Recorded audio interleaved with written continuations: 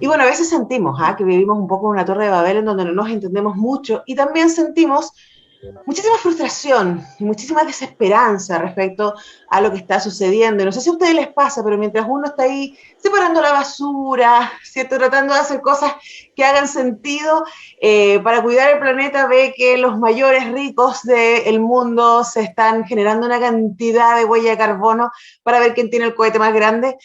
Y ese tipo de cosas nos afectan. Eso es lo que desde otros lugares también se ha llamado como ecoansiedad. Y para poder conversar a ese respecto estamos con el académico del Departamento de Psicología e integrante del Centro de Ciencia del Clima y la Resiliencia, Rodolfo Sapiains. ¿Cómo estás tú, Rodolfo? Bienvenido. Hola, Lore, ¿cómo estás? Muy bien, gusto de conversar contigo para entrar en este tema que personalmente a mí de verdad me afecta y es algo que está rodeándonos y según leía, hoy día un tercio de la población se reconoce teniendo esto que se llama ecoansiedad. Hablemos un poquito más de ese fenómeno, ¿no? ¿Qué entenderíamos por? Sí, mira, la he considerado un concepto que diría relativamente nuevo. Eh, Se empezó a estudiar con mayor profundidad justamente producto de los impactos del cambio climático en zonas extremas, como principalmente por los deshielo en el Ártico. Hace 10 años, un poco más incluso, se empezó a observar cómo ese impacto ambiental había trastornado radicalmente la vida de las comunidades inuit o esquimales, que conocemos acá, por las migraciones de las especies, por el cambio en el ecosistema y cómo esas comunidades habían dejado no habían podido continuar más bien desarrollando sus prácticas, sus tradiciones ancestrales, ¿no? Entonces, lo que se empezó a detectar de manera dramática fue incrementos muy importantes en consultas, en atenciones respecto a depresiones, crisis de ansiedad, por la alteración del ambiente en el cual estas personas vivían y que ya no era lo mismo, ¿no? Y lamentablemente con tasas de suicidio bastante altas asociadas a lo mismo. Eso se ha observado también históricamente cuando hay crisis como las sequías prolongadas, por ejemplo, en Australia y en distintos lugares, ¿no? Tampoco que sea algo súper novedoso. Lo que tiene de novedoso es que así como hay personas que se afectan por el impacto directo que tiene un cambio ambiental de esa magnitud, hay otras, y yo creo que es lo más importante en este momento, que se ven afectadas por la sobreexposición a noticias catastróficas asociadas al cambio climático y a los problemas ambientales globales. Y cuando las personas se exponen a una cantidad multiplicada por miles, ¿no es cierto?, de información a través de redes sociales, a través de la televisión, la radio, la prensa escrita, online, etcétera, que por todos lados te están hablando 90% del problema y de lo terrible que es, y con suerte un 10% de las soluciones, lo que está generando es mucha inquietud, mucha incertidumbre, mucho miedo, y no todas las personas lo experiencian de una manera que les permita seguir con su vida, ¿no? Sino que en algunos casos podemos llegar a, y eso es lo que queremos, ojalá poder estudiar pronto, empezar a transformarse en motivos de consulta, ¿no? O parte de, más que motivos de consulta, parte sobre todo de gente más joven que no puedo estudiar, no me puedo concentrar, no puedo dormir, que son como en general síntomas que uno puede decir de cualquier cuadro depresivo o síntomas de ansiedad, pero que en este caso tienen que ver con esta preocupación porque me están diciendo por todos lados de que el planeta va a morir, que va a ser un desastre y que el futuro que me va a tocar es súper desalentador, ¿no? Entonces, a todo eso se le está hoy día llamando como ecoansiedad, ecodepresión, duelo ambiental. Hay un concepto más filosófico, como que también le llaman solastalgia, que es como bien rara la palabra, pero que básicamente es como la nostalgia por cómo era el lugar donde yo vivía antes, ¿no? Y cómo este lugar se ha ido deteriorando y cómo es ahora. Ahí tengo una alumna, una tesista que está estudiando el tema del secamiento de la laguna Culeo, por ejemplo, ¿no? Y está apareciendo ese tema, o sea, porque es dramático, ¿no? Imagínate, se desaparece la laguna, o sea, no es que está lloviendo menos, es que no hay laguna, ¿no? Entonces, claro, cambia todo, ¿no? Y eso genera respuestas emocionales intensas y en algunas personas podría llegar a desembocar en situaciones más complejas. Claro, sí, estaba pensando en lo que está pasando con muchos humedales a lo largo del país. Casi todas las semanas tenemos noticias de alguno que está ahí en tensión, ¿cierto? Porque se quieren hacer proyectos inmobiliarios y la comunidad dice que no, y la pérdida del ecosistema, etcétera.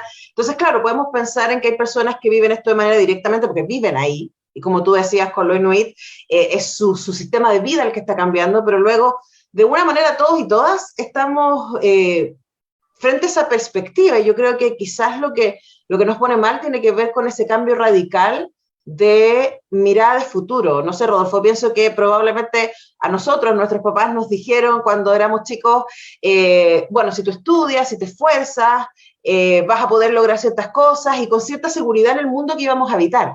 Y yo no sé si mis amigos que tienen hijos les pueden decir exactamente lo mismo a sus hijos, a sus hijas hoy día, porque no sabemos si vamos a tener agua en 20 años más. No sabemos si vamos a poder tener acceso a los frutales, ¿cierto? Como, entonces, no es que uno se ponga catastrófico, aquí estamos, yo entrevisto muchísimos ecólogos y ecólogas constantemente y los datos son brutales, aunque uno no se quiera exponer a eso, o sea, decir, tenemos 25 grados en julio, no necesita ver las noticias para saber que eso no está bien.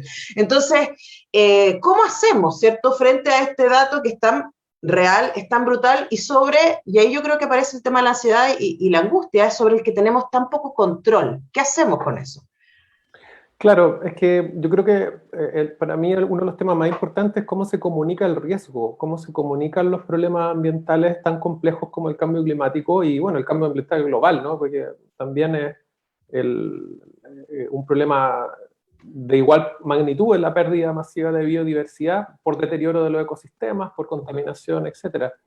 Yo creo que efectivamente hay datos súper preocupantes, no se trata de esconder información, pero sí de comunicar que lo que se hace y lo que hace el IPCC básicamente es proyectar escenarios. Entonces, claro, si nos quedamos con el peor escenario y nos quedamos con los datos de aquellos cambios que ya son irreversibles, es muy desalentador. Pero también hay escenarios en los cuales tenemos todavía mucho que hacer, ¿no? Y hay muchas oportunidades, y eso yo creo que es lo más importante. Es decir, cómo revertimos la sensación de desempoderamiento, de pérdida absoluta de control sobre el entorno en el que vivo, de que yo no puedo hacer nada, porque ¿de qué sirve que yo haga algo si Estados Unidos no hace nada? O China no hace nada. ¿De qué sirve que yo haga algo si la grande empresa yo veo que no hacen nada? O no hacen lo suficiente, ¿no? Entonces, hay que ayudar a que las personas tengan una mayor percepción de que sus acciones pueden tener impacto, porque las tienen, y también dar a conocer las cosas que se están haciendo, porque tenemos esa tendencia a concentrarnos en los problemas y no en las soluciones, ¿no? Y en ese sentido, sobre todo las generaciones jóvenes hoy día tenemos una oportunidad, con todas las dificultades que han habido, pero tenemos una oportunidad histórica de tener nuevas reglas del juego, ¿no? Con la nueva constitución. Hay se intuye, ¿no?, que esta nueva constitución va a tener un componente ecológico importante, ¿no? Contraria a lo que estaba en la constitución anterior, que de un modo u otro facilitaba las prácticas extractivas. Y eso ya te puede marcar un cambio radical, ¿no? Cambiar las reglas del juego, ¿no? Porque también uno piensa, no sé, ¿por qué las salmoneras en Noruega o en Tasmania no dejan el desastre ecológico que han dejado en el sur de Chile? ¿Es la salmonicultura el problema o es la forma en que se hace la salmonicultura en Chile el problema? ¿No? Es para plantearlo, ¿no? No tengo yo la respuesta, pero claramente no es que no se sepa qué hacer, sí sabemos qué es lo que hay que hacer, ¿no? El tema es que tenemos que avanzar más rápido en esos cambios y las personas necesitamos saber más qué es lo que se está haciendo, ¿no? Porque se están haciendo cambios importantes. Está la ley de humedales, ¿no? La ley de humedales también cambia el escenario, ¿no? La prohibición de las termoeléctricas, ¿no? Para el 2025 también es un cambio radical. Hace 10 años atrás se hablaba de más y más y más y más, abrir más termoeléctricas, y ahora ya eso se empieza a aceptar. Pero claro, viene el tema de Dominga, y cuando aparece Dominga, 2 días después del informe terrible del IPCC, es como estamos perdidos, ¿qué vamos a hacer, no? Pero yo creo que en el fondo también hay que tratar de, y esto yo creo que es súper difícil, ¿no? Porque como tener conciencia de la época que estamos viviendo es muy complejo, ¿no? Darse cuenta de lo que está pasando, porque estamos en esto, ¿no? Entonces, creo que es altamente demostrable que estamos en un cambio de era, ¿no? Y los cambios de era son turbulentos, son súper turbulentos, y más encima con pandemia, ¿no? Entonces, tienes una crisis sobre otra, sobre otra, sobre otra, y lo que necesitamos frente a las crisis es reducir las ansiedades, reducir la incertidumbre y no aumentarla, ¿no? Y podemos hacer eso en la medida que empecemos a hablar más del país que queremos, de las soluciones que tenemos y que necesitamos ir implementando, y ya no tanto del problema, porque yo creo que el problema ya es suficiente, o sea, de verdad que es suficiente, ¿no? O sea, como que acá lo que hay que hacer es tomar acciones, ¿no? No que la gente se siga preocupando, porque todos los indicadores nos muestran que la gente ya está suficientemente preocupada por el cambio climático, ¿no? Pero la gente no sabe qué hacer, eso es parte Claro. del Claro, tema. esa es la tensión. Conversamos con Rodolfo Sapiaíns, académico del Departamento de Psicología de nuestra universidad, integrante del Centro de Ciencia del Clima y la Resiliencia. Y claro, lo que tú dices, tenemos demasiada información y esa información afecta nuestras emociones. Y quizás, y ahí la pregunta, ¿no es qué hacemos para que esas emociones se vuelvan hacia el activismo, por ejemplo, o a la transformación de hábitos cotidianos personales? Estoy pensando que, por ejemplo, la rabia es una emoción que nos moviliza, ¿no? Y manifestarnos, y hacer presión, y hacer tensión, y cómo hacer para evitar que esa misma emoción que nos produce este exceso de información se transforme en algo que nos haga daño. Uh-huh. Claro, mira, yo creo que en temáticas ambientales hay cosas, y de cambio climático en particular, hay cosas bien concretas que se pueden hacer. La primera, y yo creo que la más efectiva, es darse cuenta de que uno no está solo en esto, ¿no? Entonces, cuando las personas se suman a otras personas que están haciendo cosas concretas para transformar la forma que tenemos de relacionarnos con la naturaleza, el participar de ese tipo de acciones, aunque sea espacios de conversación, ¿no? Pero también hoy día estamos observando cómo se multiplican en todo el mundo, no solo en Chile, pero en Chile en particular, actividades de limpieza de playa, limpieza de humedales, organizaciones que se reúnen para enseñar a hacer huertas comunitarias, para mejorar los programas de reciclaje, etcétera, etcétera. Cuando tú te juntas con otras personas, tus niveles de ansiedad pueden bajar, porque te das cuenta de que no estás sola, no estás solo, y que se pueden hacer cosas, ¿no? Eso por una parte, ¿no? Juntarse con otras personas. Por otro lado, también es sumamente importante el tener conciencia de que no todo es por el cambio climático. Yo creo que eso es extremadamente relevante, porque como estamos con este problema, uno tiende a pensar que cualquier cosa que pase con el clima o con la naturaleza es por el cambio climático, ¿no? Y eso nos desempodera bastante, ¿no? Porque es como otra cosa más que vamos, como esto nunca había pasado. Sabemos que sequías han pasado siempre, siempre, ¿no? Y van a seguir pasando. En Chile también han pasado siempre. El tema es que el cambio climático incrementa la magnitud, frecuencia, ¿no? Extensión de algunos eventos que ya han existido antes.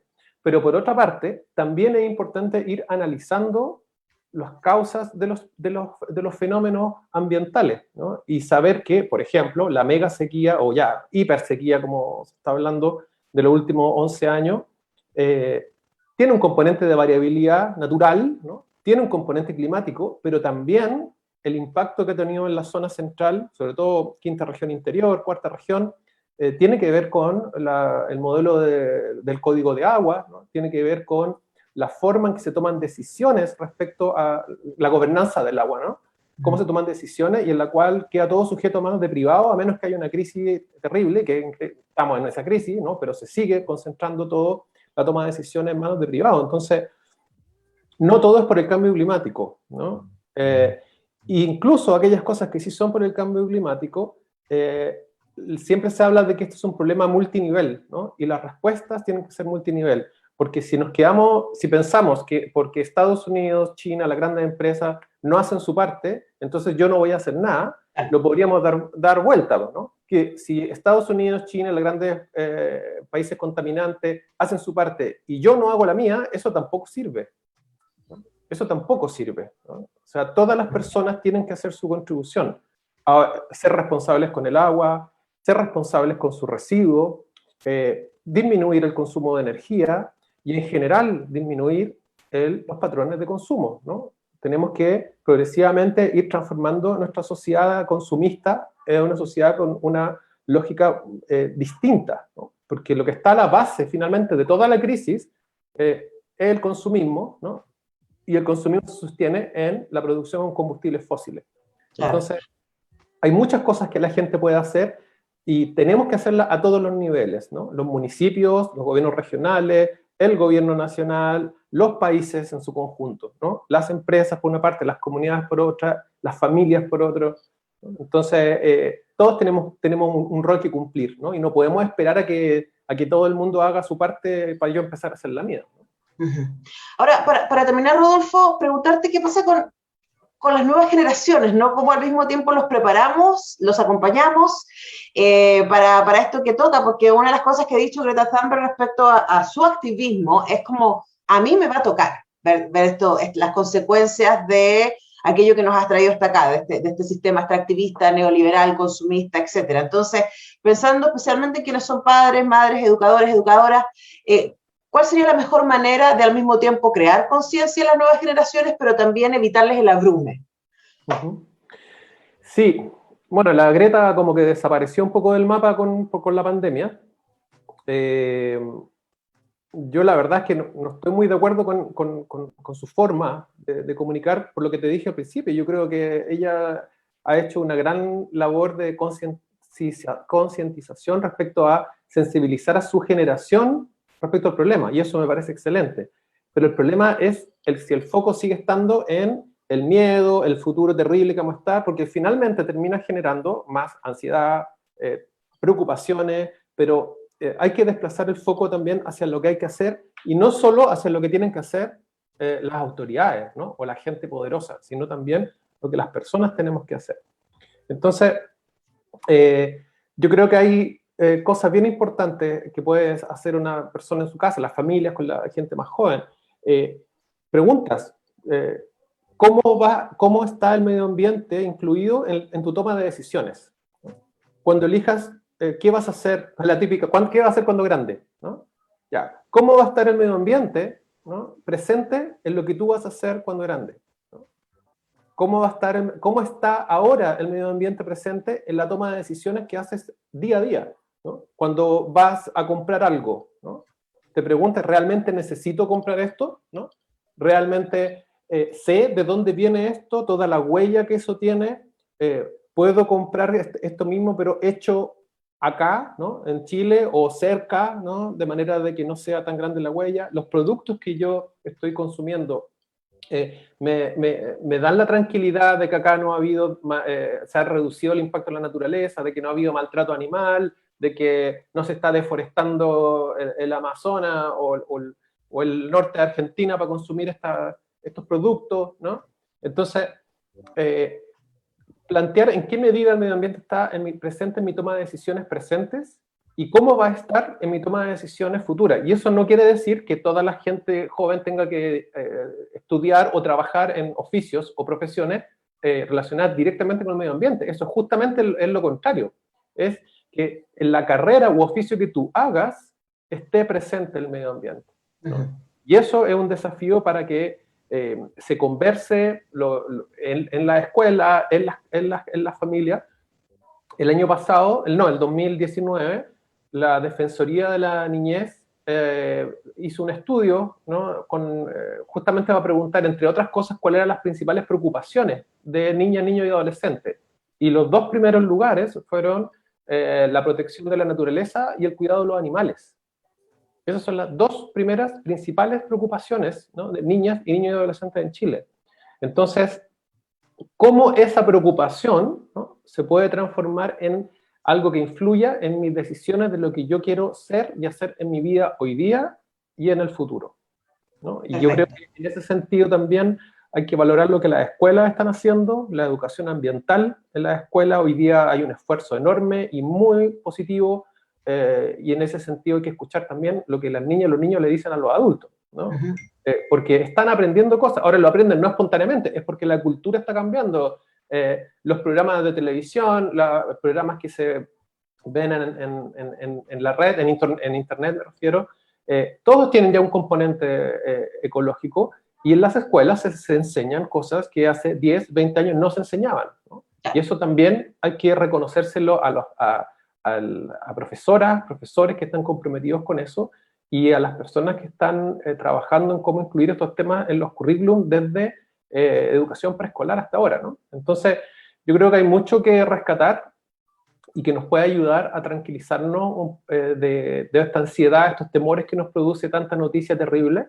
Y la clave yo creo que es conversar con otras personas y preguntarnos a nosotros mismos qué es lo que podemos hacer y cómo podemos tener el medio ambiente en nuestra cotidianidad, ¿no? Y en nuestros proyectos de manera transversal, ¿no? No es solo de los ecologistas, en el fondo, este cuento, ya no, ¿no? Así era No, antes. claro, estamos todos de una manera afectadas por lo mismo, así que hay que hacerse cargo de lo que a uno le toca. Hemos conversado con Rodolfo Sapiaíns, académico del Departamento de Psicología, integrante del Centro de Ciencia del Clima y la Resiliencia. Muchas gracias, Rodolfo, por este tiempo con Radio Universidad de Chile. De nada, aquí quedo a tu disposición. Un abrazo. Bueno, y con esto vamos cerrando el programa de hoy día. Nosotros regresamos el lunes para hacer un nuevo semáforo. Yo regreso mañana a las 8 para Cuestión de Gustos, donde voy a estar conversando con la escritora chilena y también periodista, Alejandra Costa Maña. Así que nos encontramos entonces. Que estén muy bien. Chao.